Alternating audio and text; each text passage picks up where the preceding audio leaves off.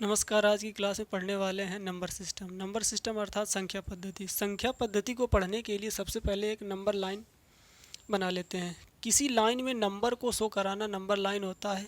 ये जीरो हो गया। जीरो से जब दाईं ओर चलेंगे, दाईं ओर चलने पर सारी संख्याएं प्लस में होंगी, बाईं ओर चलने पर सारी संख्याएं माइनस में होंगी। अगर जीरो से दाहिनी ओर चलते हैं तो ये प्लस का 1 है, ये प्लस का 2 है, ये प्लस का 3 है, ये प्लस का 4 है। इस तरह से ये अनंत तक जाएगी सीरीज।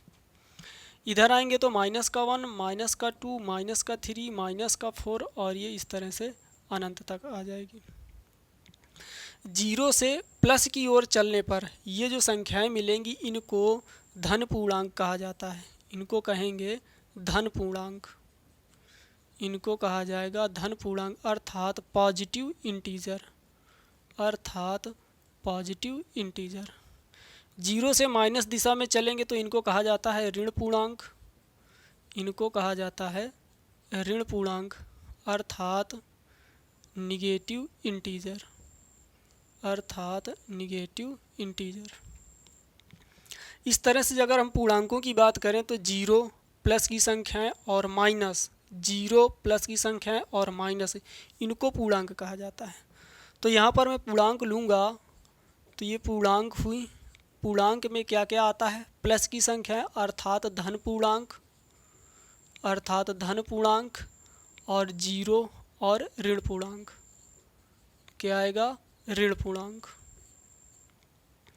एग्जाम्पल की बात करें अगर तो एग्जाम्पल इसका हो जाएगा, जैसे मैंने लिया प्लस का 1, प्लस का 2, 3, 8, 20, फिर इसके बाद जीरो ले लिया, फिर माइनस की संख्याएं ले लेंगे, माइनस का 2, माइनस का 8, माइनस का 25, ये अनंत तक। इस तरह की संख्याएं आपकी पूर्णांक संख्याएं हो जाएंगी। पूर्णांक संख्या के बाद अब हम लोग पढ़ेंगे प्राकृतिक संख्याएं।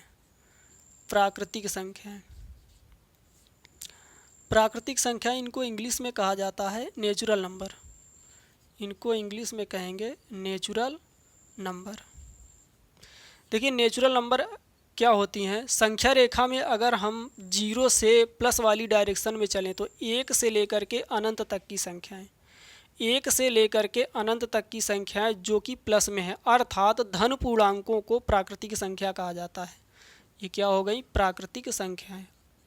प्राकृतिक संख्याएं, नेचुरल नंबर। नेचुरल नंबर क्या है? धन पूर्णांक। क्या कहेंगे? धन पूर्णांकों को। जो धन पूर्णांक हैं, पॉजिटिव इंटीजर हैं, उन्हीं को कहा जाता है प्राकृतिक संख्याएं। एग्जाम्पल, इसका एग्जाम्पल अगर लें तो ये प्लस का 1, प्लस का 2, प्लस का 3, प्लस का 4 अर्थात एक से शुरू होने वाली संख्याएं प्राकृतिक संख्याएं कहलाती हैं। 1, 2, 3, 4, 5, 6 और ये अनंत तक जाएगी। जो प्राकृतिक संख्या है उस प्राकृतिक संख्या की खास बात यही है कि इन लगातार प्राकृतिक संख्याओं में एक एक का अंतर होता है। देखिए इनमें एक एक का अंतर है। क्रमागत प्राकृतिक संख्याओं में एक एक का अंतर होता है और प्राकृतिक संख्याएं एक से स्टार्ट होती हैं। इसके बाद हम लोग पढ़ेंगे पूर्ण संख्याएं। इसके बाद अगली जो संख्या पढ़ेंगे वो पूर्ण संख्याएं पढ़ेंगे। पूर्ण संख्याओं को इंग्लिश में होल नंबर कहा जाता है। ये होल नंबर हो गई, ये होल नंबर। देखिए होल नंबर क्या होती है? अगर प्राकृतिक संख्याओं में जीरो को भी शामिल कर दिया जाए अर्थात जीरो से प्राकृतिक संख्याओं की ओर, ये जीरो से इधर की ओर चलेंगे प्राकृतिक संख्याओं की ओर, तो ये हो जाएंगी आपकी पूर्ण संख्याएं। ये हो गई आपकी पूर्ण संख्याएं। जीरो प्लस प्राकृतिक संख्याएं, जीरो अर्थात जीरो और प्राकृतिक संख्याएं, जीरो और प्राकृतिक संख्याएं, इनको कहा जाता है पूर्ण संख्याएं। एग्जाम्पल की अगर बात करें तो इसका एग्जाम्पल आ जाएगा जीरो प्लस इसके बाद प्राकृतिक संख्याएं 1, 2, 3, 4, 5, 6 और ये अनंत तक जाएंगे। हमने पढ़ लिया पूर्णांक, प्राकृतिक संख्याएं, पूर्ण संख्याएं। इसके बाद पढ़ेंगे भाज्य और अभाज्य संख्याएं। भाज्य और अभाज्य संख्याएं, भाज्य और अभाज्य संख्याएं क्या होती हैं इसके बारे में जानेंगे, इसको जस्टिफाई करेंगे। देखिए पहली है आपकी अभाज्य संख्या। अभाज्य संख्याएं दूसरा है भाज्य संख्या। भाज्य संख्या जो अभाज्य संख्या है उनको इंग्लिश में प्राइम नंबर कहा जाता है। उनको इंग्लिश में प्राइम नंबर कहा जाता है। इनको कंपोजिट नंबर कहा जाता है। भाज्य संख्याओं को कंपोजिट नंबर।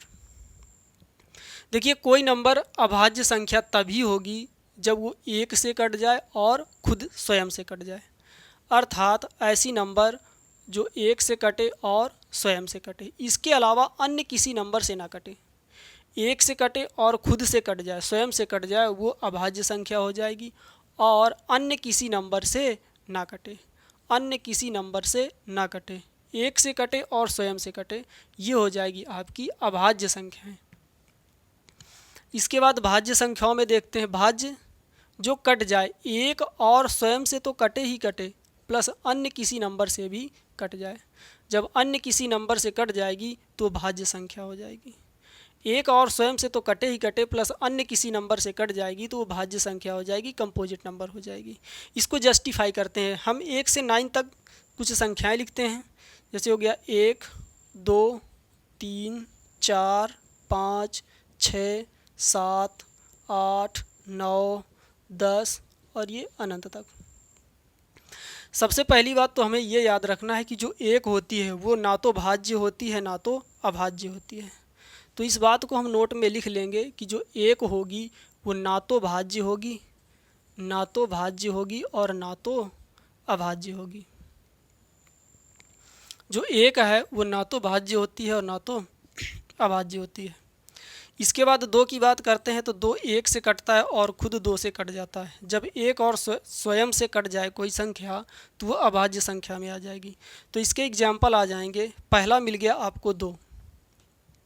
इसके बाद 3 लेते हैं तो 3 1 और 3 से ही कटता है, अन्य किसी नंबर से नहीं कटता है, तो ये भी चला जाएगा अभाज्य संख्या में। तो आ गया 3। 4 की बात करते हैं तो 4 1 से कटेगा, 4 से भी कट जाएगा। इसके अलावा ये 2 से भी तो कट जाता है। अगर ये 2 से कट जाता है तो ये अन्य किसी नंबर से कट गया, 2 से कट गया तो ये चली जाएगी भाज्य के पास। एग्जाम्पल आ गया इसका भाज्य। भाज्य में आ जाएगा 4। पाँचवा हुआ 5। संख्या जो 5 है वो 1 और 5 से ही कट रही है, अन्य किसी नंबर से नहीं कट रही है। जब अन्य किसी नंबर से ना कटे तो वो नंबर अभाज्य संख्या हो जाती है। तो यहाँ पर आ गया 5।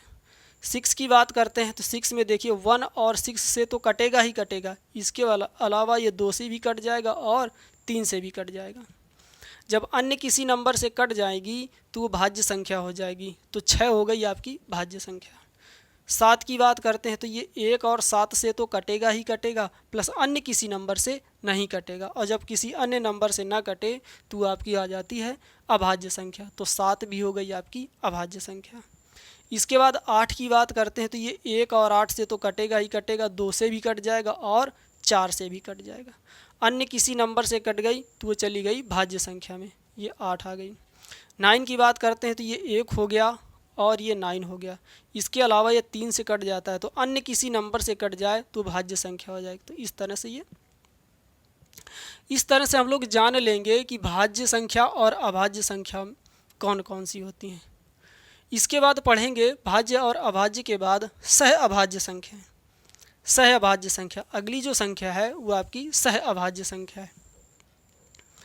अगला है सह अभाज्य संख्या। सह अभाज्य संख्या, सह अभाज्य संख्याओं को इंग्लिश में कहा जाता है को प्राइम नंबर। को प्राइम नंबर, को प्राइम, को माने साथ साथ, सह अभाज्य संख्याएं, संख्याओं का ऐसा जोड़ा जिनमें कॉमन एक होता है, जिनमें कॉमन एक होता है, ऐसी संख्याएं सह अभाज्य संख्याएं कहलाती हैं। एग्जाम्पल के तौर पे अगर हम लें, जैसे मैंने कहा 2, 5, इनमें देखिए कॉमन कितना मिल रहा है, 1 मिल रहा है। अगली संख्या अगर लें तो 3, 8, इनमें देखिए कॉमन कितना मिल रहा है, 1 कॉमन मिल रहा है। तो ये ऐसी जोड़े हैं जो कि सह अभाज्य संख्याएं हैं। इसके बाद अगला लेंगे, जैसे मैंने लिया 4, 7, 4, 7 में देखिए इनका कॉमन 1 मिल रहा है। तो ऐसी संख्याओं का जोड़ा जिनमें कॉमन 1 होता है वो संख्याएं सह अभाज्य संख्याएं कहलाती हैं। इसके बाद जैसे मैंने एक संख्या लिया 12 और 16, इनमें कॉमन आपको 4 मिल रहा है, तो ये सह अभाज्य संख्या नहीं है। आई होप आप लोग समझ गए होंगे कि जो सह अभाज्य संख्या क्या होती है, अभाज्य संख्या क्या होती है, भाज्य संख्याएं क्या होती हैं। इतना पढ़ने के बाद अब हम लोग पढ़ेंगे सम और विषम संख्याएं। सम और विषम संख्याएं पढ़ेंगे। देखिए, सम संख्याएं ऐसी संख्याएं होती हैं जो 2 से पूरा पूरा डिवाइड हो जाती हैं। सम संख्याएं ऐसी संख्याएं होती हैं जो 2 से पूरा पूरा डिवाइड हो जाती हैं। पहली नंबर हमने पढ़ा सम संख्याएं। सम संख्याएं क्या होती हैं? जो 2 से पूरा पूरा कट जाएं, 2 से पूरा पूरा कट जाएं। अब ऐसी संख्याएं एग्जाम्पल अगर लें, एग्जाम्पल में हो गया 2, 4, 6, 8, 10 और ये अनंत तक जाएगी। जो सम संख्याएं अर्थात इवन नंबर होती हैं, उनकी खास बात ये होती है कि जो क्रमागत सम संख्याएं होती हैं उनके बीच में अंतर 2 का होता है। देखिए, यहाँ पर ये क्रमागत सम संख्याएं लिखी हैं, तो इनमें जो अंतर होगा वो 2 का होगा। ये देखिए, 2 का अंतर इसमें भी है, 2 का अंतर इसमें भी है, 2 का अंतर इसमें भी है। इन सभी में अगर 2 से डिवाइड कराया जाए तो सभी संख्याएं 2 से कट जाएंगी। ऐसी संख्याएं सम संख्याएं अर्थात इवन नंबर कहलाती हैं, अर्थात इवन नंबर कहलाती हैं। इसके बाद आगे पढ़ेंगे विषम संख्याएं। इसके बाद आगे है विषम संख्याएं। विषम संख्या अर्थात ऑड नंबर, अर्थात ऑड नंबर। ऐसी संख्याएं जो 2 से पूरा पूरा ना कटें, जो 2 से पूरा पूरा ना कटें, वे संख्याएं विषम संख्याएं कहलाती हैं। एग्जाम्पल के तौर पे अगर लेते हैं, पहले तो ये लिख लेते हैं इसको, जो 2 से पूरा पूरा ना कटें, 2 से पूरा पूरा ना कटें, ऐसी संख्याएं विषम संख्याएं कहलाती हैं। एग्जाम्पल के तौर पे लेते हैं तो 1, 3, 5, 7, 9, 11 और इस तरह से ये अनंत तक चली जाएंगे। जिस तरह से सम संख्याओं में 2 का अंतर था, सभी में 2 का सभी में अंतर था, उसी तरह से विषम संख्याओं में भी 2 का अंतर होता है। कब? जब ये क्रमागत रूप से लिखी होती हैं। देखिए, ये विषम संख्याएं ऐसी हैं जो क्रम से लिखी हुई हैं, क्रमागत लिखी हुई हैं, तो इनके बीच में अंतर 2 का है। देखिए, इनमें अंतर 2 का आ रहा है, इनमें 2 का अंतर है, इसलिए ये संख्याएं, और ये 2 से डिवाइड भी नहीं हो रही हैं, इसलिए ये संख्याएं क्या हैं? विषम संख्याएं। सम संख्या पढ़ लिया, विषम संख्या पढ़ लिया है। अब इसके बाद पढ़ेंगे परिमेय और अपरिमेय संख्याएं। देखिए, परिमेय संख्या और अपरिमेय संख्याएं क्या होती हैं? परिमेय संख्या और अपरिमेय संख्या। ये परिमेय संख्या और अपरिमेय, परिमेय संख्या को रेशनल नंबर कहा जाता है, इनको कहा जाता है रेशनल नंबर। जो अपरिमेय संख्या होंगी, उनको कहा जाता है इरेशनल नंबर, इरेशनल नंबर। ऐसी नंबर, कोई संख्या परिमेय संख्या तभी होगी जब वो P/Q के रूप में लिखी हो, अर्थात जो परिमेय संख्या होती हैं वो P/Q के रूप में होती हैं।